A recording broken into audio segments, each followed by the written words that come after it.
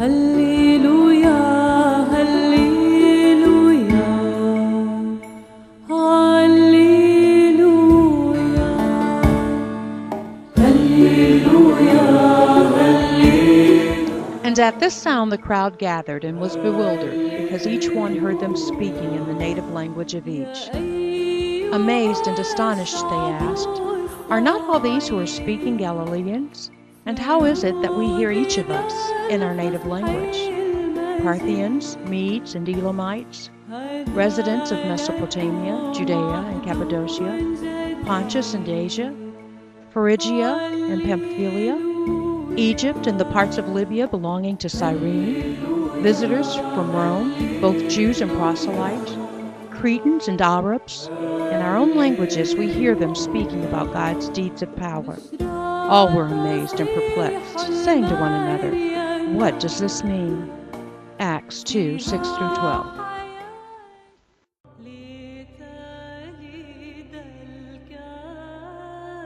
Who are the Christians of the Holy Land? They are Arab Christians, the living stones. The very first Christians were simple villagers scattered around modern-day Israel, Palestine, and Jordan.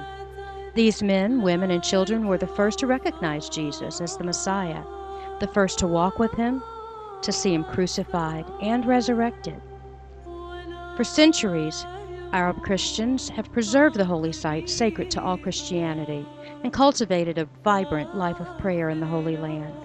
They are not immigrants to the Holy Land. They are not converts from Judaism or Islam.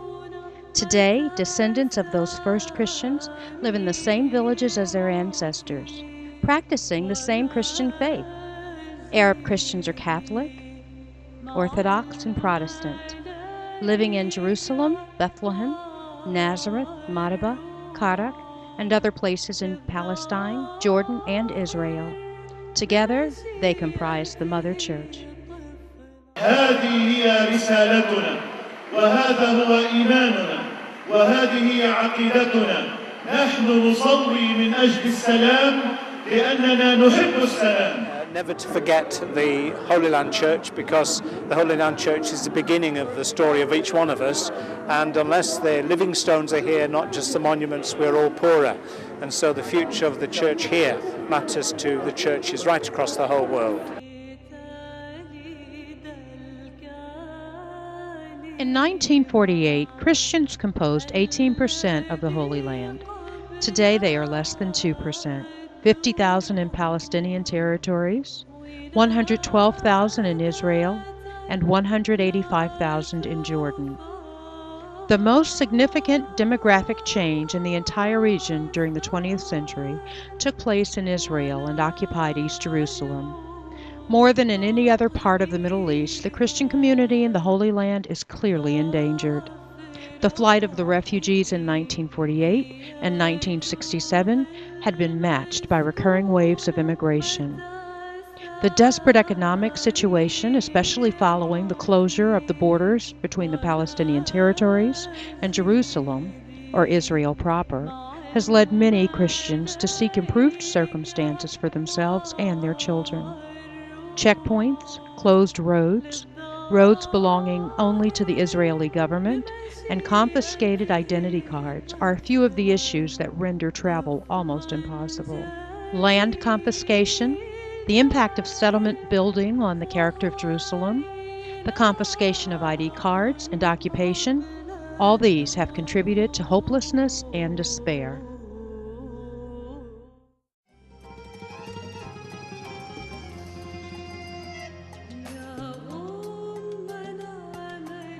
The Holy Land Christian Ecumenical Foundation, HCEF, is a 501c3 nonprofit charitable organization founded in 1998 by an ecumenical group of American Christians to preserve the Christian presence in the Holy Land.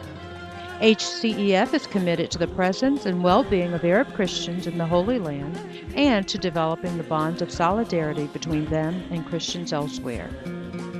من هذا المنطلق قررنا احنا تأسيس جمعية الأراضي المقدسة المسيحية المسكونية على أساس إنه إحنا نحط كل هاي الأمور تحت المظلة هاي المؤسسة اللي هي اندعمت من الكنائس القدس بالأراضي المقدسة، وأعطونا البليسنج تبعهم على أساس إنه نشتغل بهاي الأمور.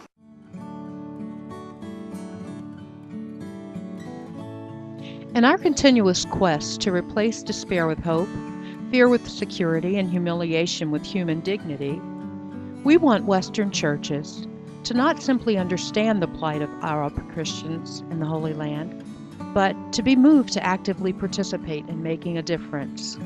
Truly, the harvest is plentiful, but the laborers are few. Here is how HCEF makes a difference in the life of the Arab Christians.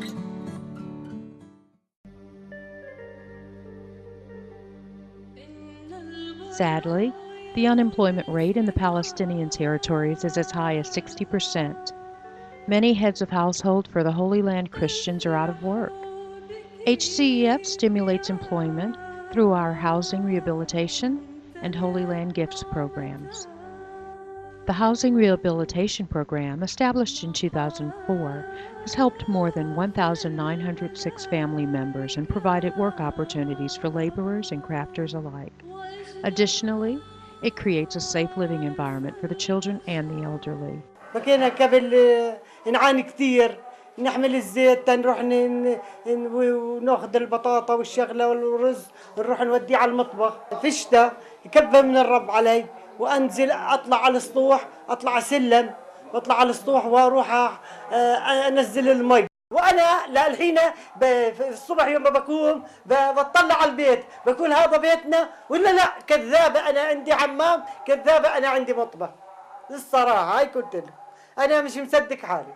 This program has provided 280 rehabilitated homes, created 550 job opportunities with 11,354 working days for laborers, as well as benefited 163 suppliers. And more than 500 applications requesting home repairs have been submitted. HCEF has spent over $2.3 million repairing homes. The HCEF Holy Land Gifts program also stimulates the economy, as many crafters are not forced to go out of business. It also helps Christian families in the Bethlehem area to maintain a tradition of faith. A talent and skill that has been intact for many generations found a window of hope through the Holy Land Gifts program. HCEF has generated more than $1 million in sales, benefiting the crafters in order that they may better support their families.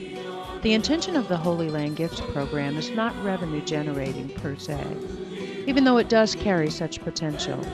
But HCEF uses this component as an educational and promotional tool to help create a permanent link with the Holy Land. This helps local Christians to continue to carve the essence of their faith into dead pieces of wood, which turns them into a living emblem of their Christian roots.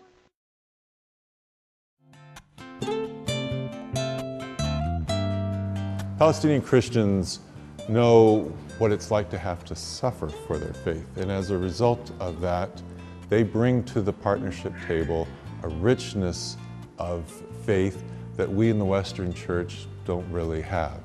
So when we come to the table, the Western Christians come as receivers, not just givers. It was maybe 10 years ago that I visited the Holy Land, and when I saw the smiling faces and the dancing eyes of the children, and I saw the land, and I